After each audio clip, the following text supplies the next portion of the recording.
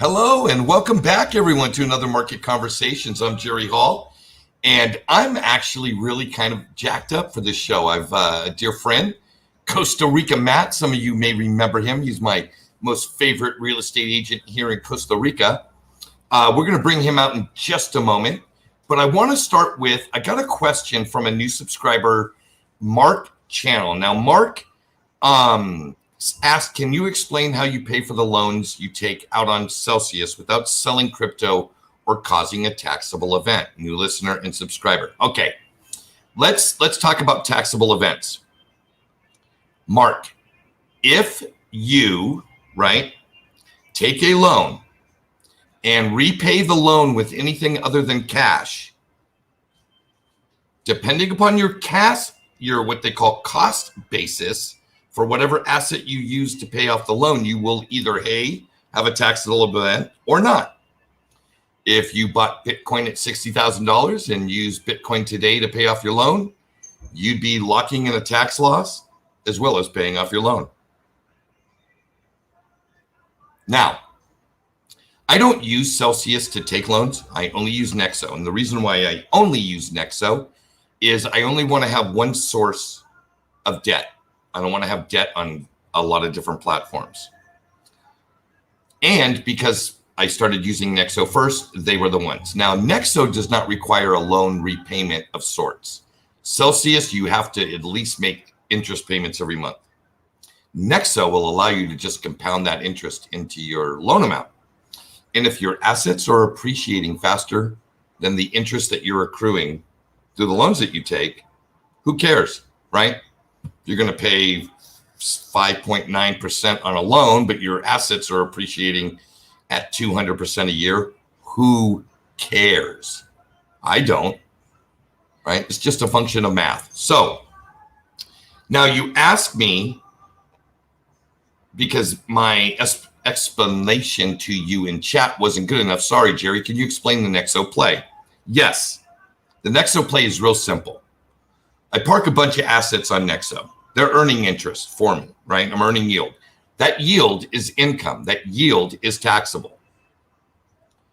When it is time to pay a loan, I will either pay cash or I will use an asset. If I use an asset, there's a tax basis associated with that asset. I have not paid off a loan yet. I mean, I've knocked loans down so that they are a lesser loan amount than previously, but I haven't fully paid off any loans. So we haven't gotten to there yet. But this last couple of weeks gave me opportunities to harvest some really great tax loss.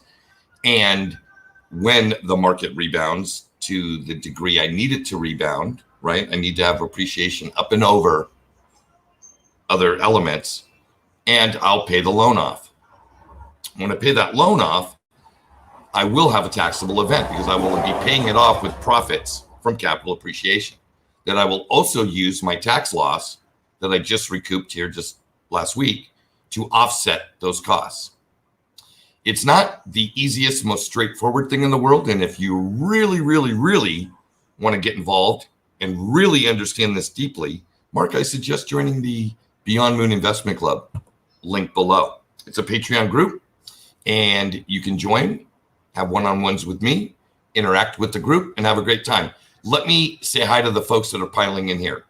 Lori, nice to see you. DC Precise, Bill Gould, of course, Ruben, Professor XRP, Ray, and Ellie Poole. Now, there's about 30 more of you that are watching. I can see the counter, but you haven't chimed in the chat. We'll get to you. But without any further ado, let me do this. Let me bring in Matt Rosenstiel from Lat 10 Realty right here in Costa Rica. Matt, how you doing tonight? I'm spectacular. Thank you very much. How about you? Good to have you. Now, what people don't know, and I think I'm gonna sing your praises here just for a minute. This has not been published on my channel or his channel. If you want to find Matt, you go to Costa Rica Matt on YouTube, and you'll find great content for anybody who's concerned or interested in Costa Rica real estate, building, et cetera, et cetera. After our last chat, when Matt was on the channel here, Matt made an investment for his children in Bitcoin. Now, I can tell you that the price of Bitcoin today is below the price that Matt invested in Bitcoin at the time. And not one single time did Matt call me and cry and whine. Matt, that tells me, I think you see that there's a much bigger picture at play here than these short intermittent gyrations of a day-to-day market. What say you about your Bitcoin investment? Well, absolutely. Yeah, I'm down very significantly, but really in the limited investment experience I have in my lifetime, I've found that usually when I buy something, it's generally bound to take a sharp downward turn shortly thereafter. And last episode we were talking about those traditional bond investors, people who had faith in the stock market and bonds to eventually turn that yield. I do have faith in this, and really it's something that definitely, given the finite nature of how much there is available, I'm content sitting for more than a month to see what happens. There you go. That's sage advice. So folks, I'm going to put it out to you, our audience. Matt and I are going to obviously chat. I've got some questions I'm going to ask him, but I also want you to feel free to submit your questions. We'll make sure Matt gets them. I would consider Matt an expert in the Costa Rican real estate space, and specifically the western seaboard north side of the country. He is well-versed in what it takes for somebody who doesn't live here to come down here. He understands the legalities. He understands construction. He understands the adaptation process for somebody who's coming here from somewhere else.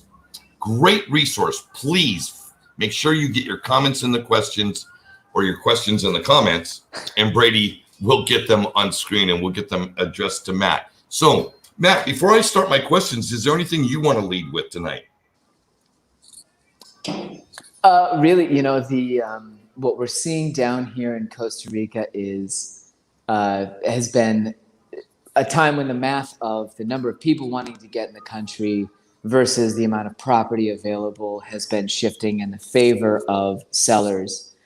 The gross numbers of people who want to get into Costa Rica in general are swelling every day because of all the stress in other parts of the world. And it's not that big of a country, nor do we have huge amounts of real estate inventory. You're not talking about tract neighborhoods, hundreds of homes being built at a time in different subdivisions, et cetera. So things are, from our standpoint as realtors, shifting in favor of sellers. We've definitely been enjoying the amount of activity compared to other years. And whereas in general, not as many people are visiting Costa Rica these days, we do see a ton of people relocating for a lot of macroeconomic reasons and other forces happening in the world that I think you've discussed at length on your channel. Absolutely. Well, that was actually my first question, was how has the market changed since the last time we talked?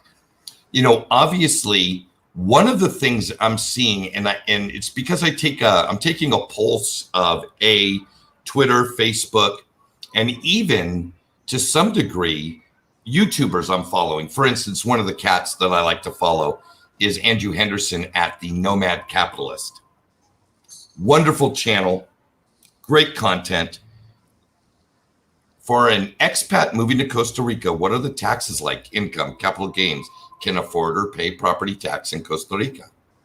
Matt, you want to handle that? Thank you, Ray. Yeah, one of the primary reasons people come here is because of the advantageous tax situation.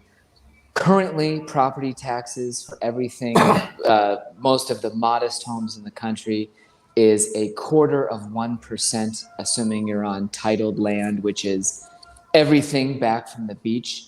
So from 30 to 40 years ago, people have been attracted here because annually your property taxes are very low.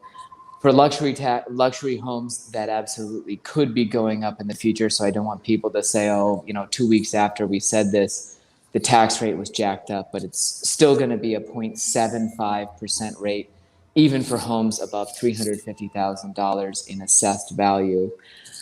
Generally speaking, I'm trying to look back at the question to remember on your income. Obviously, it depends a lot on how you're operating your tax life. If, for example, you have an Airbnb property here in Costa Rica and you own it through the right corporate entity, which is an SRL, as long as you're paying your taxes here in Costa Rica and they don't exceed an absurd amount, and your income doesn't exceed an absurd amount, you won't have to pay taxes back in the US. Personally, I'm not familiar with the Canadian situation, but they're also, as a U.S. taxpayer who's been living in Costa Rica now for a long time, the foreign earned income exception for whatever activities you might have down here in Costa Rica covers pretty much every job or profession you could have here in the country. And Costa Rica is not yet taxing any income you earn living here as a U.S. employed person or a Canadian employed person. So a lot of people love the country because you can come down here, even work on you can live long-term using a permanent tourist status where you just have to leave the country every 3 months. You get 90-day visas. You can work for a U.S. company and earn your salary as a person who is a tax entity in the U.S. Bring little bits of money down here for your day-to-day expenses and really stay out of the ugly side of income taxes, etc. The capital gains. They just implemented a couple years ago a capital gains tax if you're investing in property here. That will be a 15% tax on the net gain in your property if it was sold after 2018 and then you're selling it again. There are people who, for example, are selling their property for the first time in 20 years, and they have an opportunity to just pay a 2.25% capital gain tax on the entire sale value of their property. And yeah, definitely foreigners can live and, asking if they can pay property taxes in Costa Rica. The government is very happy to have you doing that. And in fact, from my perspective, they're encouraging people to move down here, continuing on a decades-long tradition of encouraging foreign investment. They want foreigners to come down here, get involved in the formal, tax system down in Costa Rica, and they'll facilitate it as much as possible, beginning with that tourist visa, and your status that you can keep here for year after year. Well, it's really simple. I believe Canadians and U.S. passports are able to easily purchase property with nothing more than your passport. Correct. As a form of know your ID. And I think that's what Ray was saying. He said buy property. Yes, Ray, you can buy property. Yeah, now, absolutely. Interesting point, and Matt didn't bring this up, and I know he's aware of it. There is a bill, right? A law on the books. No, that's the wrong terminology. There is a bill being discussed in the Costa Rican Congress to incentivize pensioners in foreign investment down here. It's a long, convoluted Spanish set of words. It's renta de desde de pensiones de da da da da da da. I couldn't say it if my life depended on it. But I will tell you this. After I say hello to Patsy Green and Heirloom Heritage, they are working diligently to attract foreigners down here to Costa Rica. So this bill, check this out. In Costa Rica, anything that's imported has a pretty stiff duty tax associated with it. Absolutely. Ask anybody that's used Amazon or any of those kind of, shipping something in from outside the country. So what they're now saying, if this bill passes, literally, if you bring shipping containers full of your furniture and the things that you want from the United States, duty free. You want to bring your vehicle down, duty free. You want to, you get an X amount of allowance. Okay, let's say you bought a piece of property down here. Let's say Matt hooked you up with one of those beautiful houses up in Guanacaste, and you saw the house and it's not furnished and you want to furnish it. They'll allow you X, there's like an allowance where you can literally order all your stuff to fill the house, get it brought in duty free. That is amazing. I've been down here 3 years, and this is what I will tell you. For instance, if I go to Amazon and I want to buy something and it's $150 on Amazon, it's going to cost me the $150 to Amazon and almost 100, sometimes equal value in duty tax to the country of Costa Rica. That is prohibitive for doing a lot of that kind of stuff. So I tend to I eat local. Everything I do is local. You know what I mean? Yeah, absolutely. And you'll see, the bill and all of these things, these legislative proposals that they're considering.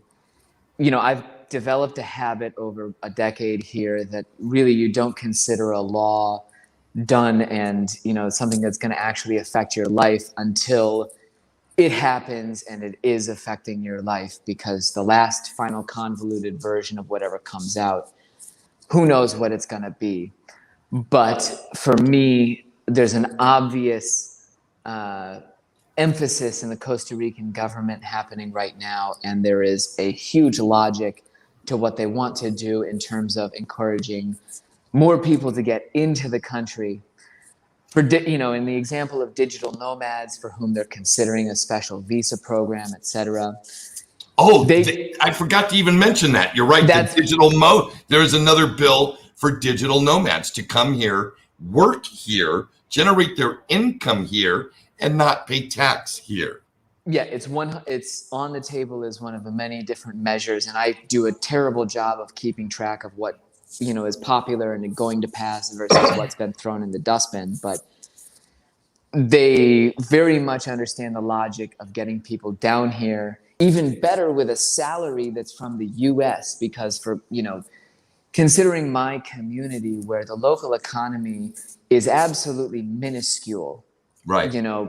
A family from California can move down here with a $250,000 to $500,000 a year salary and radically change the financial landscape, based on one family coming into a community. And the Costa Rican government understands that. Mm-hmm. They would be more than happy for people to come and invest, get their U.S. or Canadian wealth down here, and then facilitate them bringing their paycheck as well, because the economy can benefit so much from that, and really it's a no-brainer.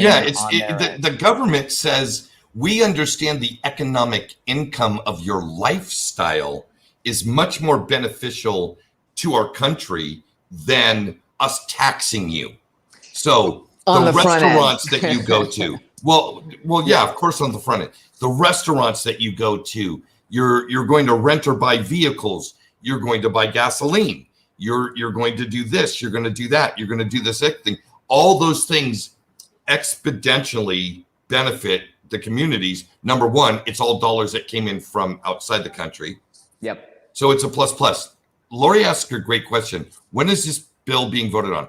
Both the bills that we mentioned, the digital nomad and the pensioner relocation initiative, are all scheduled to be voted on once somebody who has like a marketing director job for a light company gets hired to a new company and decides to do digital nomad stuff down here. That'll probably be when it'll be voted on and passed. Yeah, I was gonna try and come up with some answer to that question. And Ruben's got a great one. Where to vacation?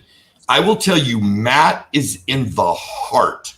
Matt is ground zero for non-Spanish speaking natives coming to Costa Rica. The beaches in Guanacaste are incredible. The airport is Liberia. So don't, if you're looking at flights, don't look at San Jose, look at Liberia. And Guanacaste is where all the nice resorts are, tons of quality Airbnbs, and it's also where Matt's at. So you fly into Liberia, you go to your Airbnb, you call Matt, you set up a couple of viewings. Him or his staff takes you out to some beautiful properties, whether they be properties that you might want to build your own home on or existing, already built, beautiful condos, houses. He's got everything. They've got everything up there. Yeah, and very much depending on what you want to do and experience in Costa Rica, there are tons of locations that might be ideal. We're definitely the sun-drenched, beachy, accessible place with a lot of amenities here in northwestern Guanacaste. Got paved roads. We have pavement to a lot of beaches. And we have a dry season here from December through April that coincides with the worst of winter everywhere in the northern hemisphere, that you can come down, and for those 4 months we have zero rain, relatively low humidity, breezy weather, and you can be guaranteed that every single day at 5 p.m. it's just going to be absolutely perfect for sunset on the beach. So that's our area. But if you're thinking about rainforest sloths, macaws, lots of the really, those lush pictures you've imagined from Costa Rica's marketing campaigns, cloud forests, etc. That's not what we have out here in Guanacaste. It's a different place. There are, spectacular alternative locations. You're not that far, though, from some of the most beautiful sites in the world. You're not that far away from Arenal, which is Correct. a monster volcano, the beautiful old town of La Fortuna. Mm-hmm. I mean, all that stuff is up there. And for those of you who like living on the wild side, you're not that far from the Nicaraguan border. And you can get yourself up from Guanacaste up into Nicaragua to, let's say, Granada, right? The old capital. Beautiful colonial old city, beautiful beaches up there. Just bring a Kevlar vest and you'll be fine. It's best to be safe than sorry. Nicaragua right now is relatively calm. It is. Yeah, I'm exaggerating. Hey, but they've got a presidential election in November that is, so do we, though. We've got this is a presidential campaign year. Interesting politics in Latin America. Costa Rica has 8 political parties. Yeah, and you would find that it's crazy. It's very crazy.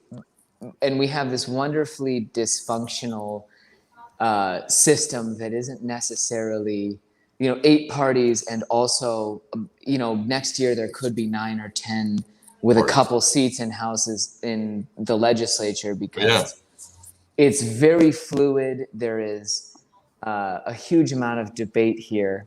Someone had earlier asked a question about with, military, how does Costa Rica defend itself?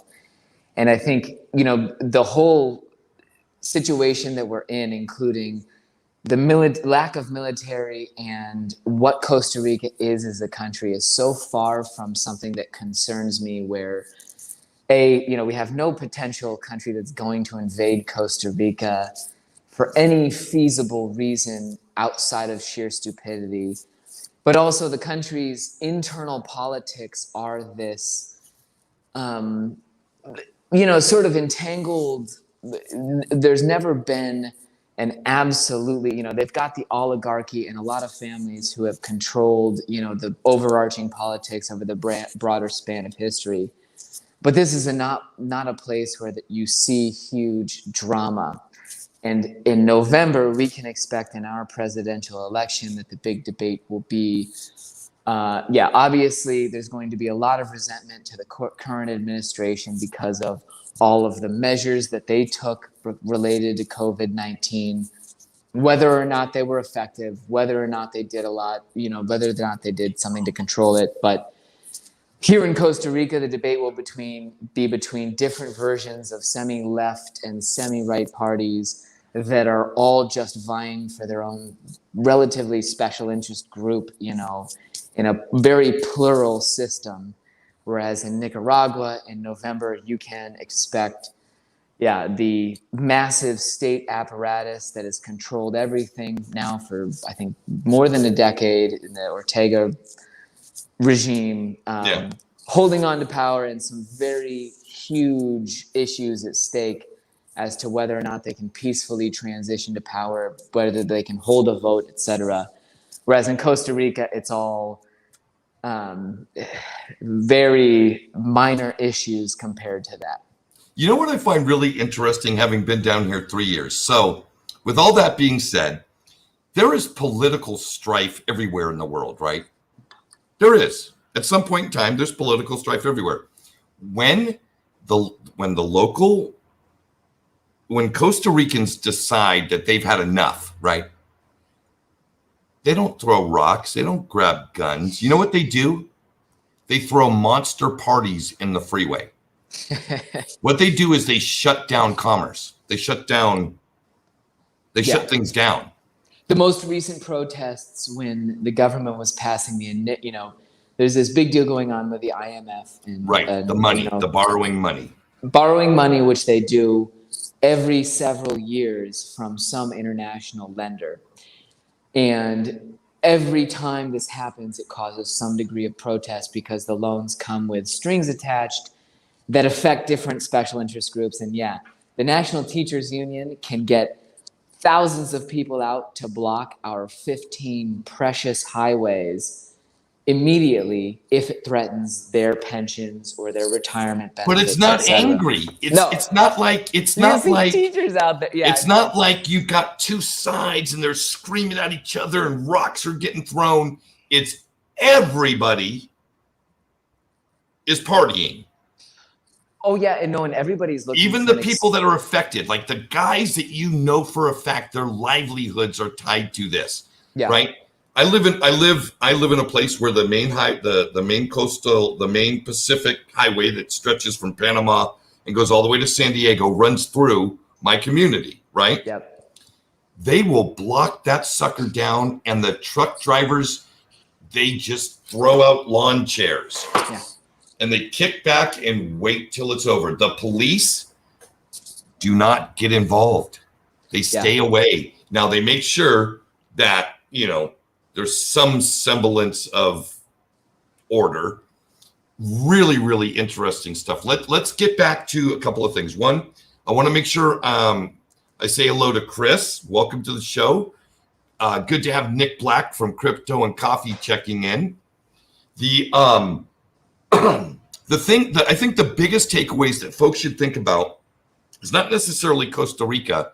If you're in Canada and you're in the US and you're in one of the European Union states or countries, this is the question you should be asking yourself.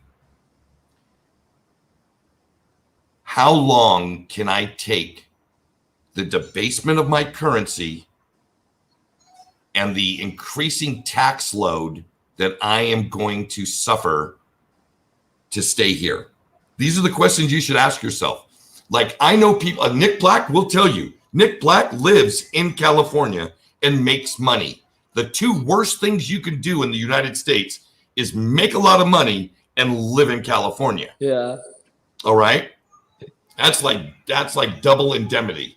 So how long can you take that? Because at the end of the day, sometimes it's not how much you make, it's how much of what you make do you keep. Yeah. Right. I looked over Joe Biden's tax plan. He's talking about if you make more than $1 million in capital gains, you're going to pay 43.4% if his bill passes. They even talked about putting in a retro thing to this last April. This is madness. It really is madness. How long are you going to put up with that?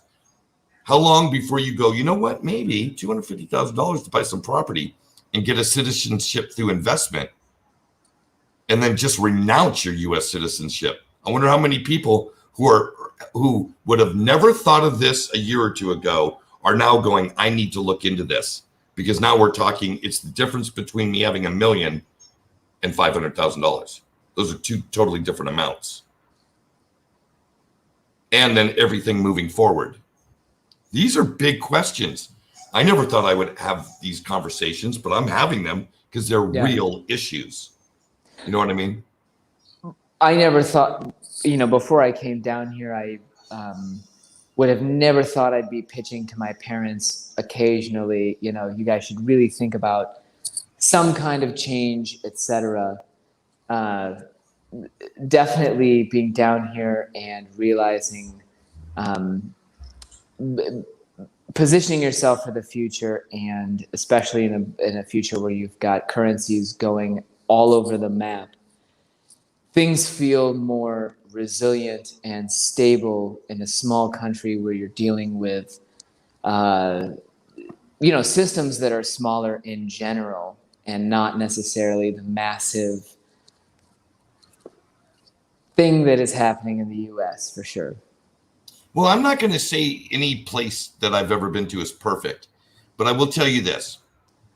When you look at property tax, when you look at the taxes associated with living a normal localized lifestyle, they are a fraction of what it is in the United States.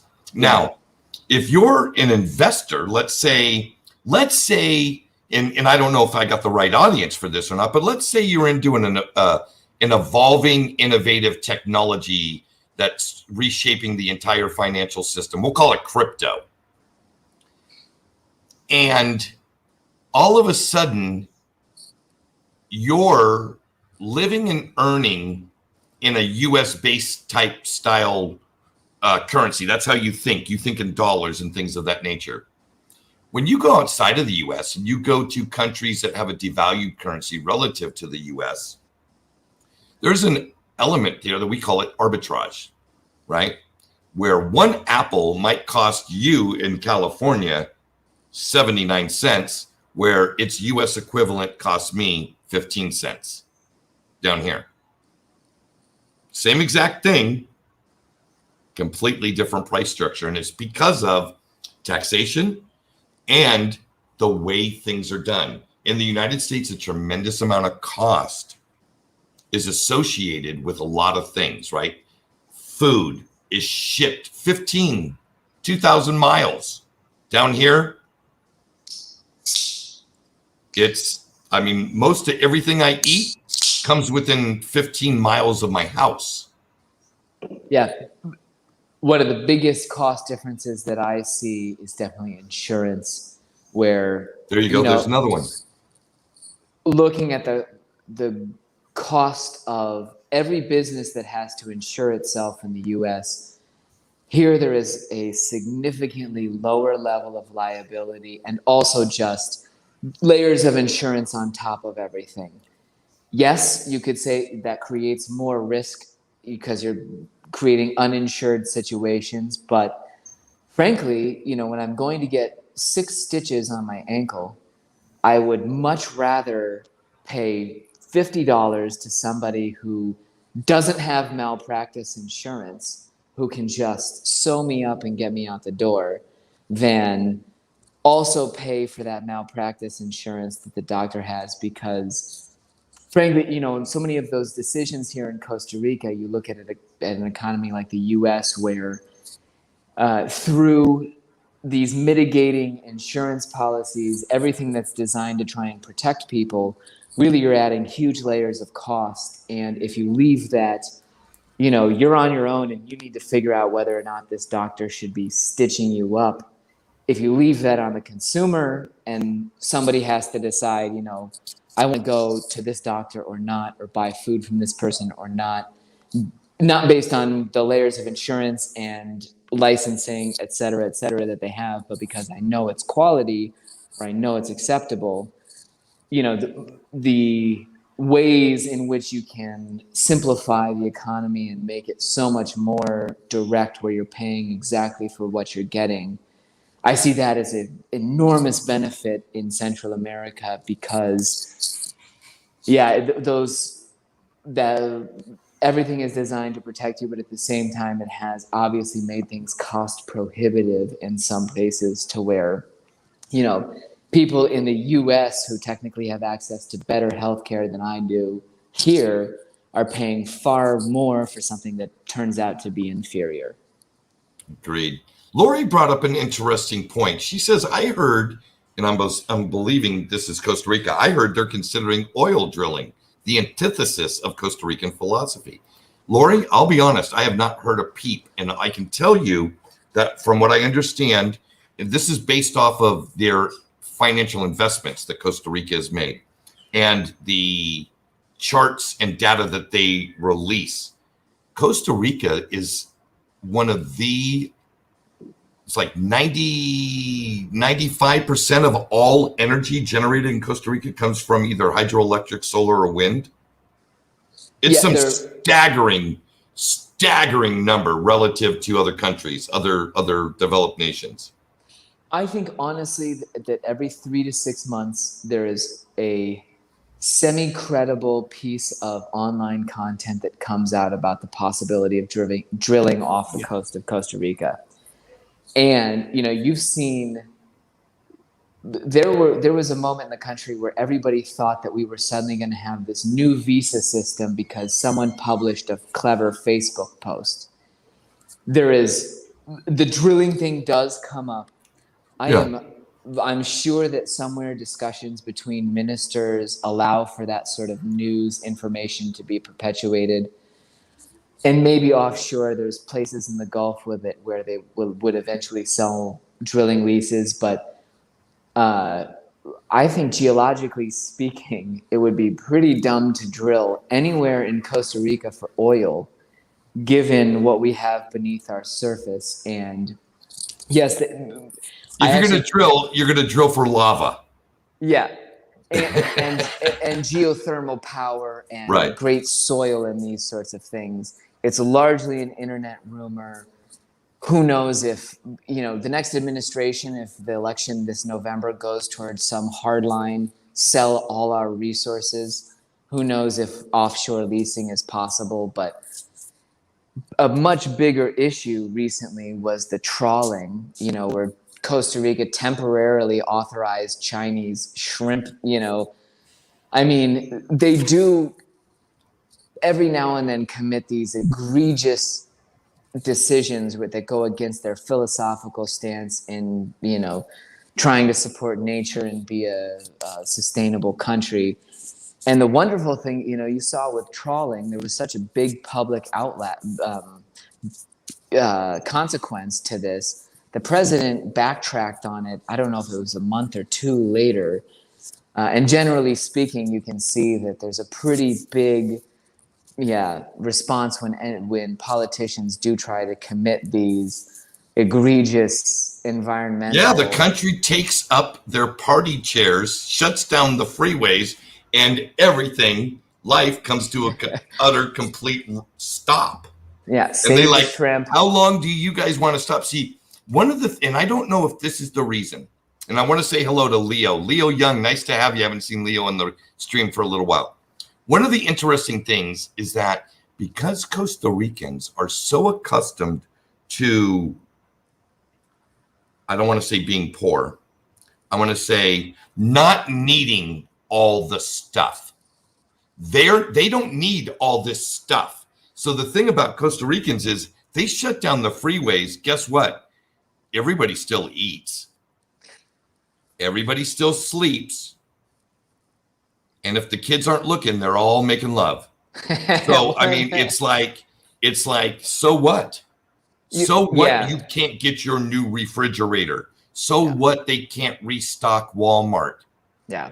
We're shutting it down because we do not want this happening, or, and when we were talking earlier about the difference between here an explosive situation like other countries politically, you don't have an explosive situation when everybody is eating and has a roof over their head and feels they have some fulfillment in their lives. And whatever index measures that, Costa Rica has an extremely solid result when it comes to getting people feeling fulfilled into a relatively middle class lifestyle for what was expected in Central America.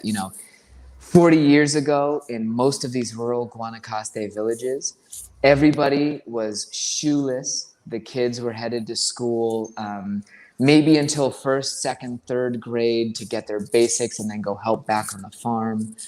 Most of the rural villages didn't have electricity. And because of various waves of investment and what's happened economically in the country, they've brought a ton of people here to a higher standard of living by that modern ideal of, a white picket fence and a Ford in the Well, garage. But portable water, yeah, potable water, and electricity. and food. And you get everybody at least, they never feel that desperate. And the people that are desperate in Costa Rica are the usual suspects that, either they had some absolutely terrible situation or it was alcoholism, etc. I should be preaching, but here there is not that desperate situation in as many families' cases that drives people to take Molotov cocktails and bullets out to that, highway protest. Right. Ruben brings up a great question here. If I wanted to purchase a property and use as an Airbnb, what type of property would be best and approximately how much would it cost? You happen to be the perfect guest to ask that question. To absolutely maximize your investment income on a property in Costa Rica, you want to get something very close to a popular beach. The best absolute numbers would come, for example, from a beachfront, beautiful palace right in the middle of Langosta and Tamarindo, for example, where you'd be rented constantly, able to do weddings on and on and on and on. Let's just take that as the pinnacle of how you earn money in Costa Rica. Going down from there, I think that getting close to that popular beach is still the rule of thumb to follow. If you can afford something that's a couple blocks from either Playa Tamarindo or Playa Nosara or the beaches down there, Guiones, Pelada, etc., or down by Jaco, Dominical, Uvita, that area also has extreme popularity. Getting close to a beach provides you that best rental income scenario. Down here, one of the huge factors that I think people don't appreciate enough is that 90% of Airbnb and VRBO properties are marketed poorly here in Costa Rica. You'll deal with a market where thousands of properties are listed and it's saturated, but you'll see most of those have very poor profiles. They don't have good photos even, let alone videos or any kind of way to interact with the property. I honestly think that somebody with the right marketing expertise could buy either a dump on the top of the mountains or, one of these palatial beachfront homes I'm talking about and beat out the competition through marketing because there's such a dearth of good marketing for properties done by other people. It's not, Santa Monica where you have Airbnb ultra super hosts who are all, producing movies about their homes. This is Costa Rica where you're competing against a lot of people who have cell phone pictures and maybe something done by a professional on their profile.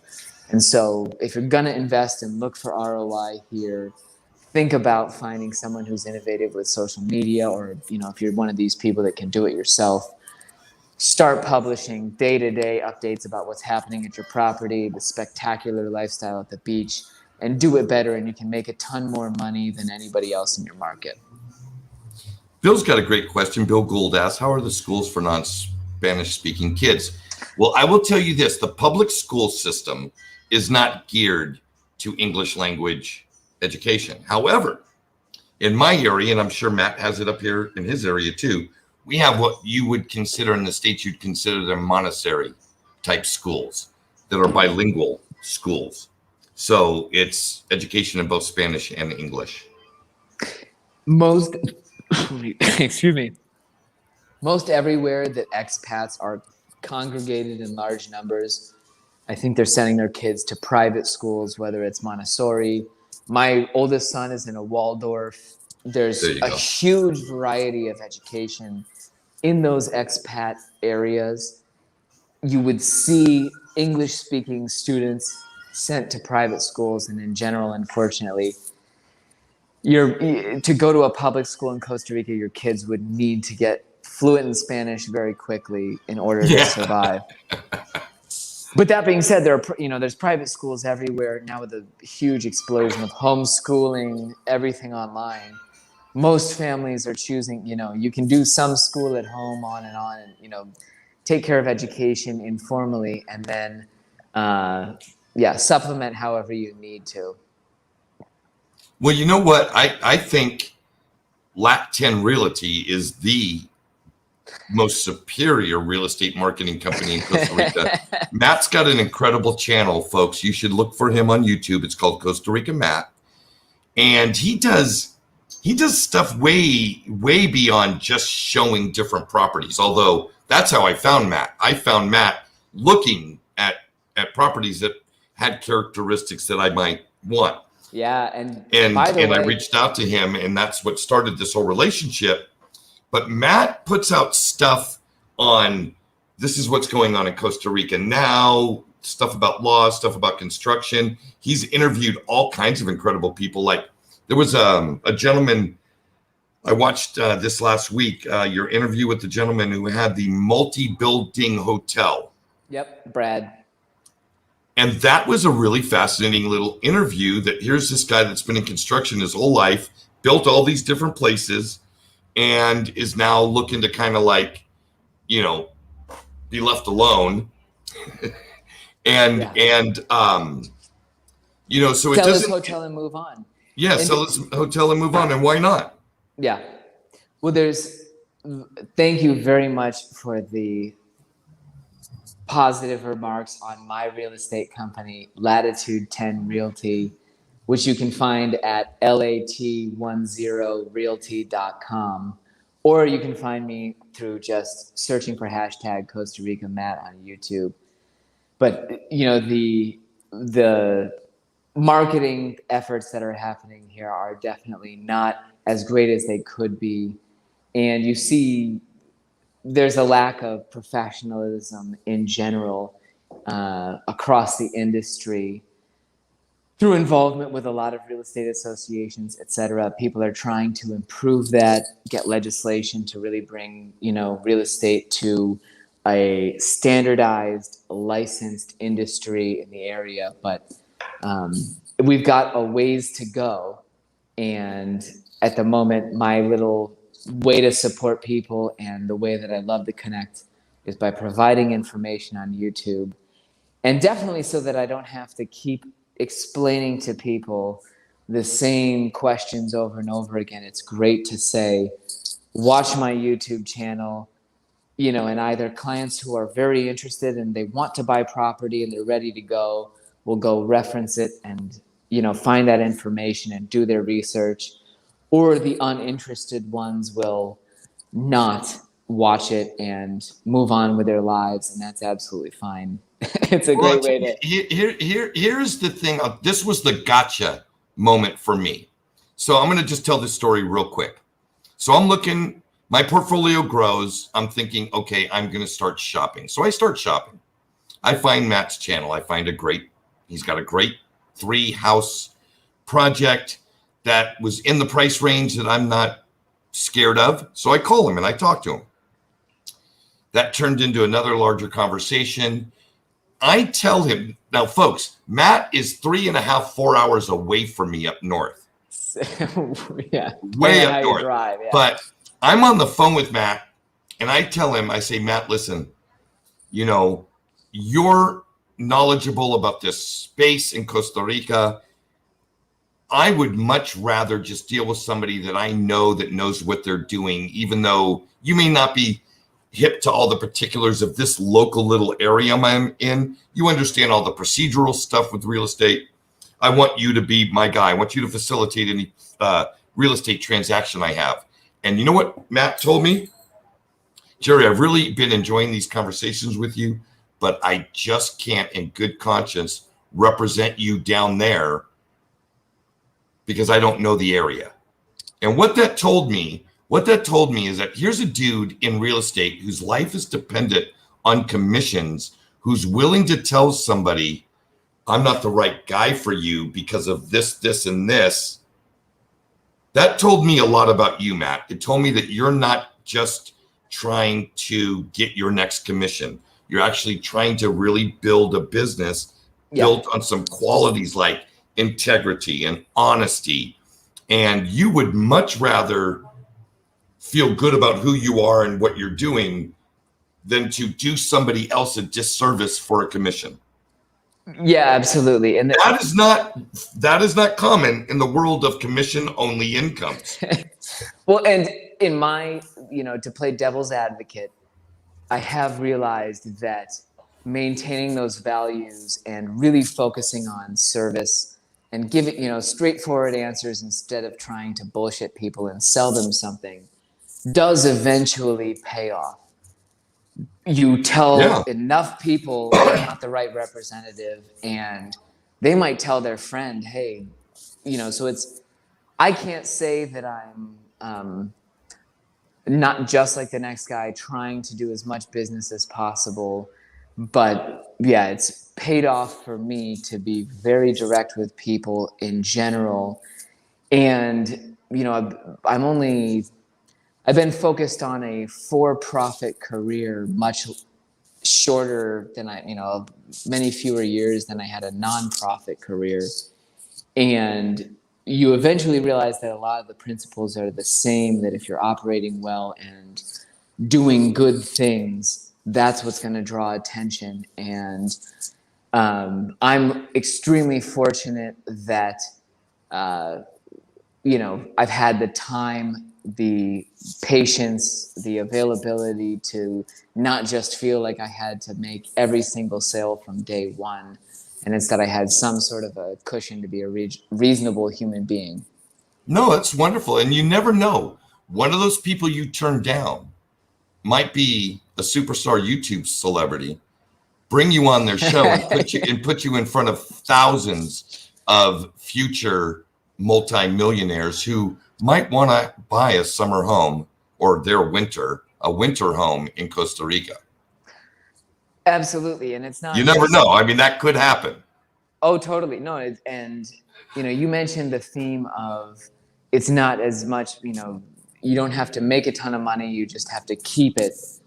Very much it's easy in this business. If you've got an opportunity to have a few great clients here and there, you don't have to be scrounging for every single one that comes along. And if you're, doing things right, then you sleep well knowing that, okay, even if I don't have a ton in my pipeline right now, I'm sure someone will call me tomorrow, whether it's Jerry or, someone I've interacted with along the line will show the way. Well, you know what I found interesting is that it's not just you, but you kind of exemplify this. There's a bigger picture here. Like for me, here's the truth. The truth is the longer I wait, the more I can buy. Right? Because of the nature of how my investments are structured, the timing is in my favor. See, the Costa Rican real estate market is experiencing a shift from a buyer's market to a seller's market, which puts a signal out to most buyers. It's like urgency. If you want to do something, you need to do it sooner than later because the cost of that very same thing is going to go up. But here's the thing. Costa Rican real estate, I don't care what real estate it is, it ain't going to go up 200, 300% a year. Yeah, and absolutely. My portfolio is. So the longer I wait, the more and better property I can buy. Sure, today it's a $250,000 property and it'll be a $310,000 property by the time I buy it. But my portfolio goes from $1 million to $3 million. What do I care about another 70, 80 grand, right? I don't care. So I'm not in a hurry, and that's a great position for any of us to be in as it pertains to how are we going to find a place to be, to live our lives where we can live our truest life, the life that's true to who we are inside. Yep. For some of you, that might be you're going to suck it up, and you're going to go through the taxation, and you're going to go through the loss of purchasing power of your money in the States. You do it because that's where your family is. Those are the people you love, etc. But for you other folks out there who are thinking about, man, I'm going to move to Texas, or I'm going to move to Idaho, or I'm going to move to this. If you're thinking of moving because of your tax situation and the quality of life, the cost of the quality of life that you want, then you're the kind of person that's open to something beyond the borders of the United States. And it might be frightening to think about going to a place that is a country with a different language and da da da da da. But I will tell you, as somebody who's done it, Matt will tell you, as somebody that's done it, if you come down and spend some time first, and I don't mean 5 days, you come down, spend a couple weeks to a month in a place, you'll know in your gut, does this feel like this could be home? About a month is what you need. Well, and I think you should explore those things. Yeah. And for a lot of people, the inherent characteristics that they have, I recently was interviewing a guy who moved here sight unseen. He bought the container. Yeah, he bought the container, and he's building a container house. What an interesting guy. Yeah. I like that video, by the way. That was great. Thank you. Well, I mean, that was Glenn, and it's for the people with the right personality characteristics, this is a no-brainer and very easy, because Costa Rica is not the deep Amazon. This isn't post-Soviet Moldova. This is... You've got high-speed fiber optic internet, for God's sakes. People confuse us with Puerto Rico, and then I think some people even confuse us with a U.S. state. I honestly get calls from people that I'm not 100% sure they know that it's a different country and that it might just be sort of like a territory. They think it's like next to Samoa. Yeah. Oh, Costa Rica, yeah. We're headed out there. It's going to be beautiful. And you get on the ground and here, things can seem shocking to certain people, and it can be an uncomfortable experience. And if you feel in that first month, this is absolutely uncomfortable, you will know. For the people who have lived their lives comfortable adapting to new situations, comfortable spending time, not hyper, oh gosh, I can't even think of the word, hyper bombarded by stimulus from all kinds of different directions, they can adapt very easily to Costa Rica. And moving down here is really not as big of a transition as many people might think, if you've got that right sort of personality and mindset going into it. Well, I've been watching a lot of this Nomad Capitalist YouTube channel, and I will tell you, I am absolutely hooked to his little tagline. He's got a tagline: "Go where you're best treated." Go where you're best treated. Think about that.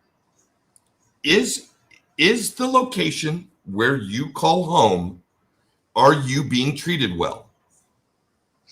Or are you just a mechanism for some other thing? Yep. And I think you have to ask yourself that question. I want to bring in my producer, Brady. So Brady, come on in. I want to go through a round, Matt, where we do final thoughts. And I'm going to give you a minute. If you could come up with something related to crypto, like have you, since you and I last talked, have you looked at anything? Have you researched anything? Have you found yourself looking at some other element of economy or economics and in expanding your knowledge and education around finance? Brady, come on in, buddy. This is a question for me.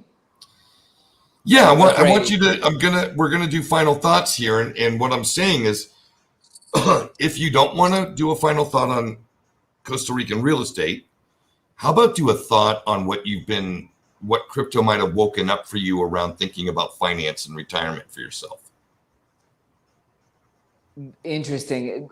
I have this, 9 or 10 years Thank you, ago, Lori. I met a guy who gave me all of these books about the broader trace of history and fossil fuels, where we're headed. And, honestly, since I became a Bitcoin owner, I've been able to still have sort of a third, really neutral perspective, in that this is all part of some radical transformation that very few people understand completely and know where it's going at this point. And it's funny, I had actually been watching it more intensely before, because I had a guy who was going to buy a huge property if Bitcoin went up. And now that it's been tanking, I've just taken to just sort of letting it flow. But at the same time,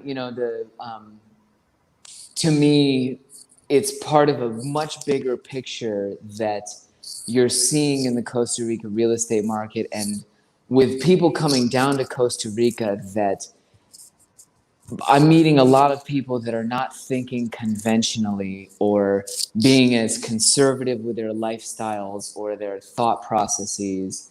Because, yeah, I'm in Costa Rica, where the average human being has a slightly off-kilter perspective if they've come down here from a different country. And, to me, this is... you're seeing this blossoming where people are not only thinking about how can money be different, but they're also much more open to the idea of how could my life be different? Should I just pack up and move somewhere else? And there are tons more people now taking that plunge, just like I thought, okay, I should get some Bitcoin now, because, the future holds so much change. People are becoming more adaptable in in every aspect of life. Moving to Costa Rica is one of them. And it's all part of a sort of global, expansion of people trying to do things differently as we deal with a change in what we thought was normal. Excellent. Leo. Now, Leo is he's one of my Patreon members. Great man. Leo, I want to talk to you. So schedule a one-on-one, young man. Leo asks, tell us more about available property. Matt, do me a favor, and I'm going to create a banner real quick.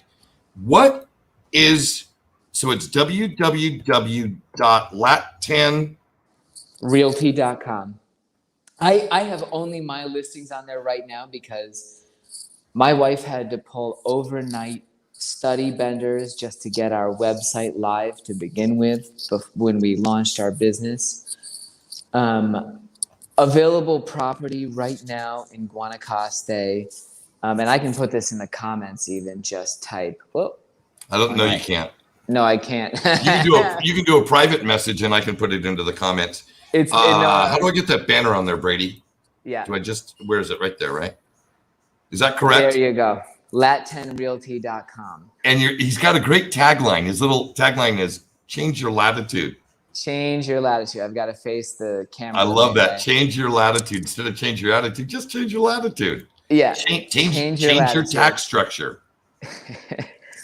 And really, what I love doing is helping people find available property that actually meets what they want to do.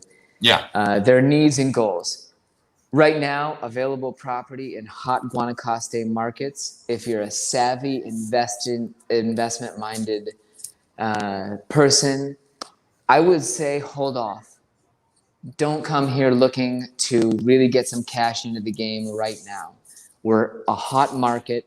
And if you're looking at those big tourism hubs in the popular areas, you're going to pay the top dollar for what is on the market right now in June of 2021. Tons of people have been buying in for the last 6 months, and You start from my perspective, I recognize the cyclical nature of real estate in this area.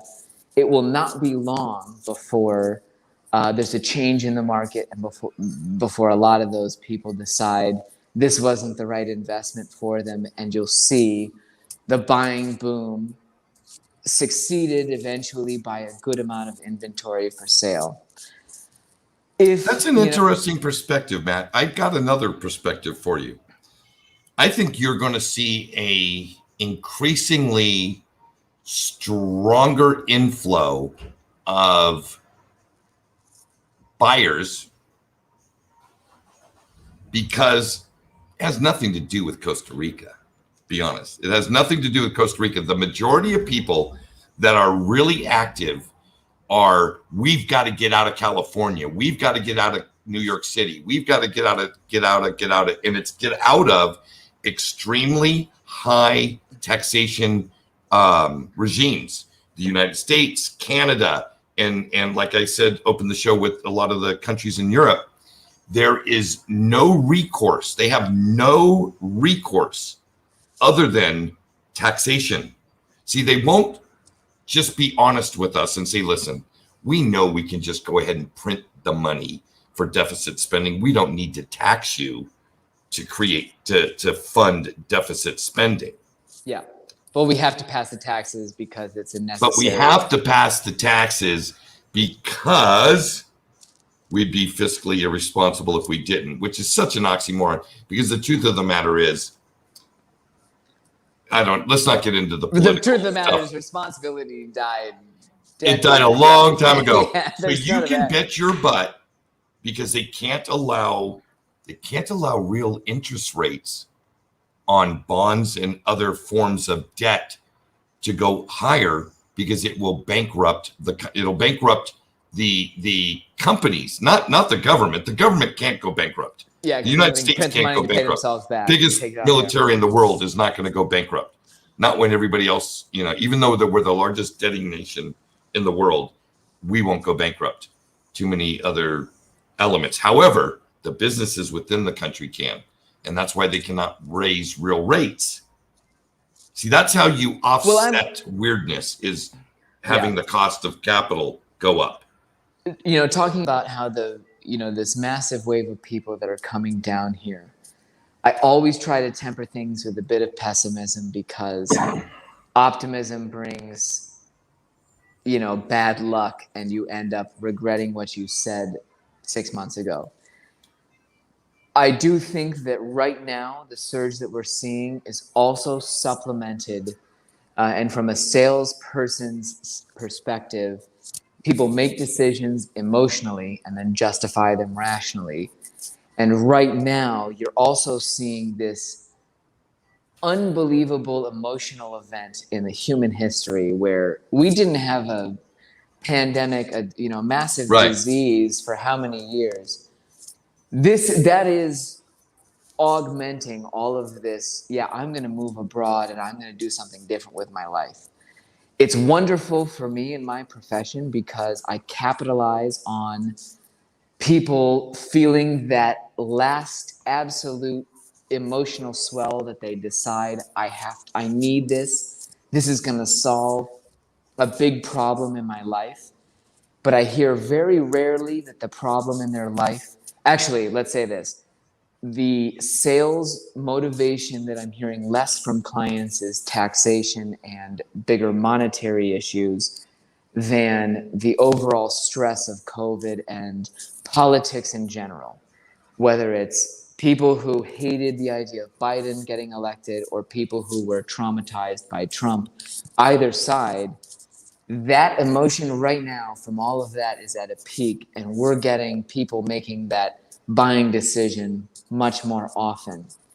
I want to see what happens when everybody is off the, sort of the drug of the moment, when everybody is back to thinking a little bit more level-headed, with that sort of perspective, how we move into a real estate market in Costa Rica after we've dissolved some of the huge upwelling of emotion that's happened. Because really, when we're talking about a small real estate market, if we go from 50 transactions in Tamarindo in a normal year, we only need 100 people to make a buying decision, to make it a boom year where we have no condos available. Yeah. Those 100 people could just be like stressed out about They something could else those that's 100 happening. people could come from this show tonight.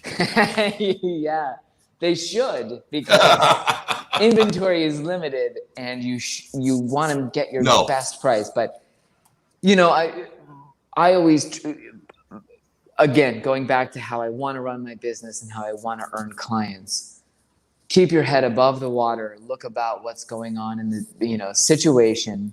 There is a lot of emotion in the market right now that is supporting sellers because buyers are fleeing their home country.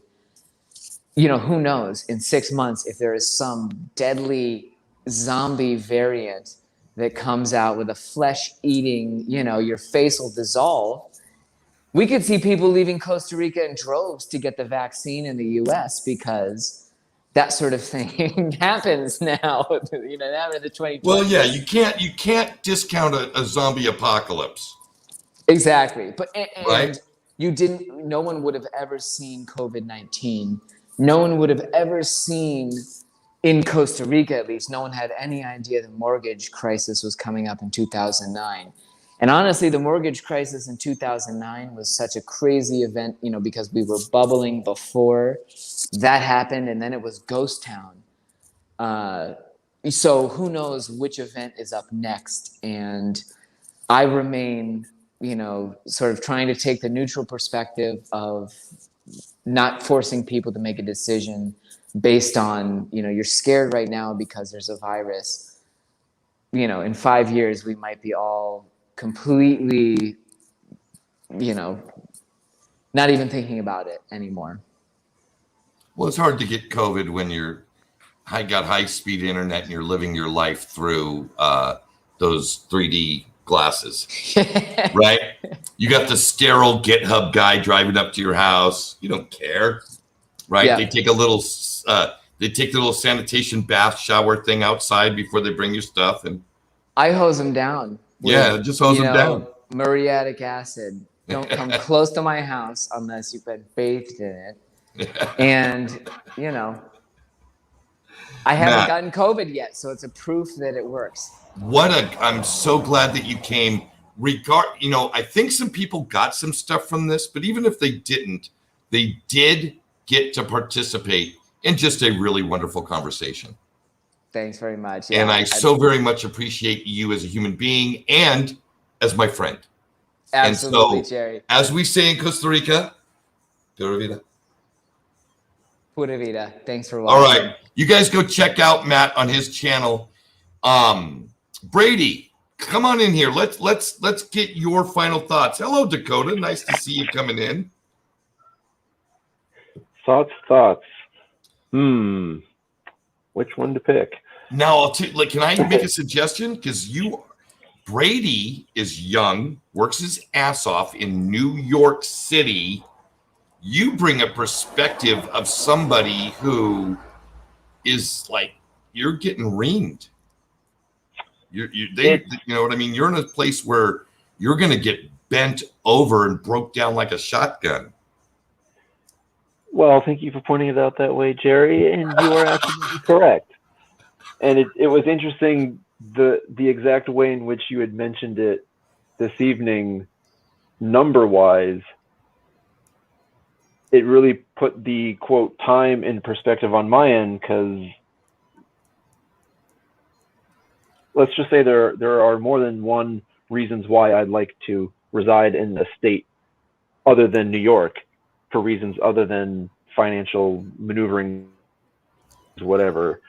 So it's kind of like that's happening simultaneously, but at the same time, that incurs costs, which would have to be realized now. Whereas if I deferred the cost, I could then invest in a crypto, get it compounding, so it's kind of this cyclical mashup of time and where I want to actually reside.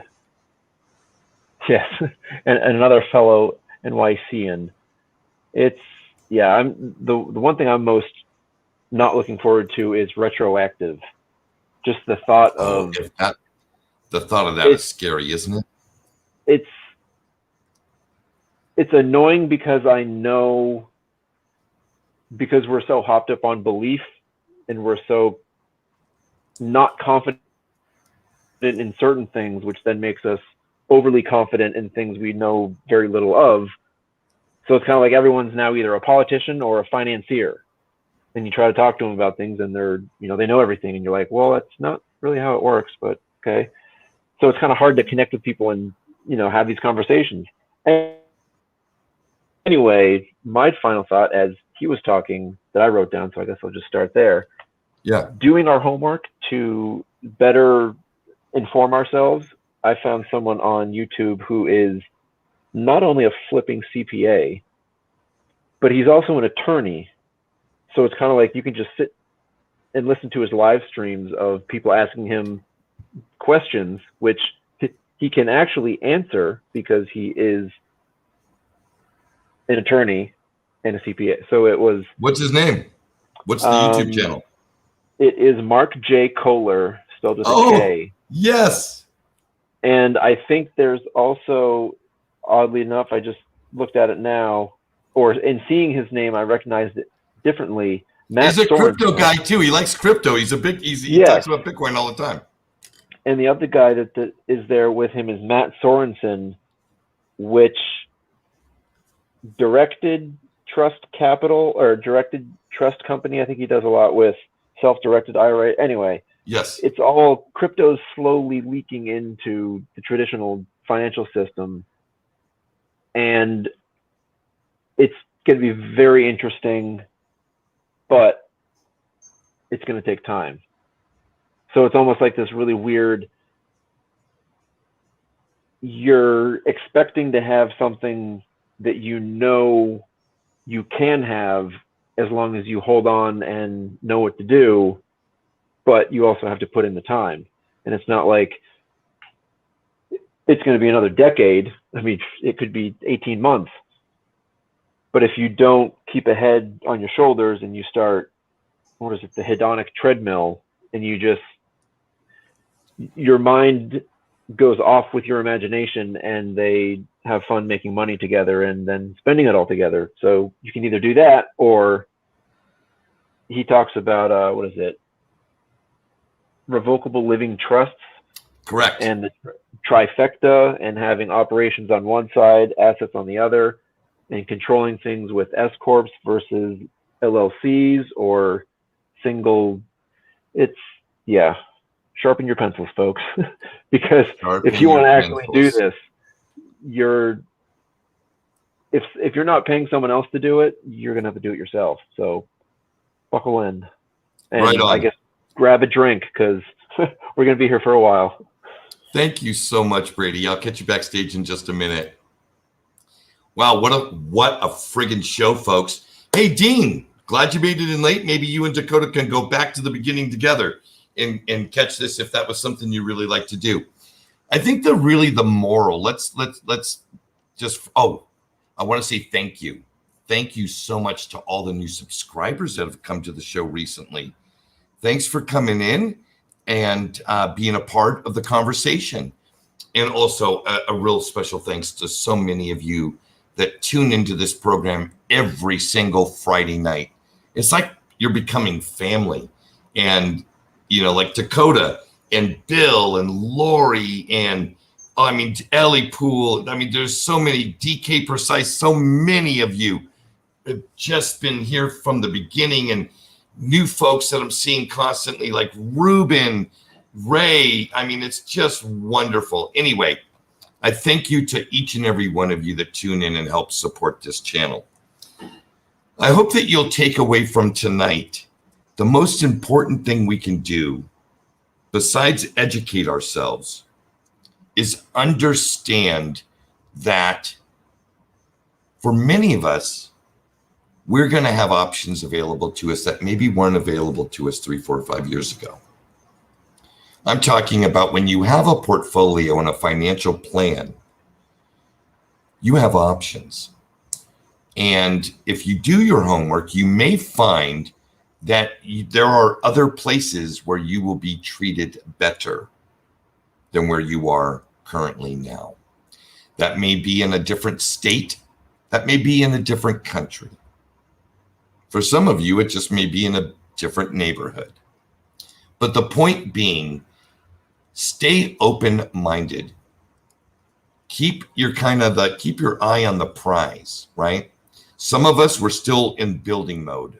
I'm still in building mode. I'm not there yet. Although it looks like I could buy stuff if I want to. Chances, the truth is that I'm not where I need to be to execute the financial plan that I've created for myself to acquire the things and do the kind of things that I want to do. Now,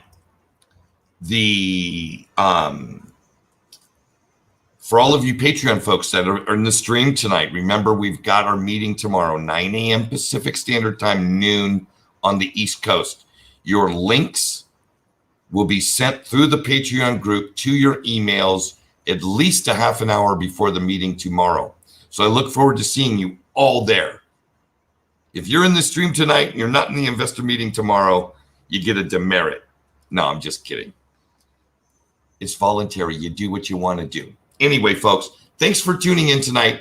I'm going to go talk to Matt and Brady off stage. Till next week, everybody. Pura vida.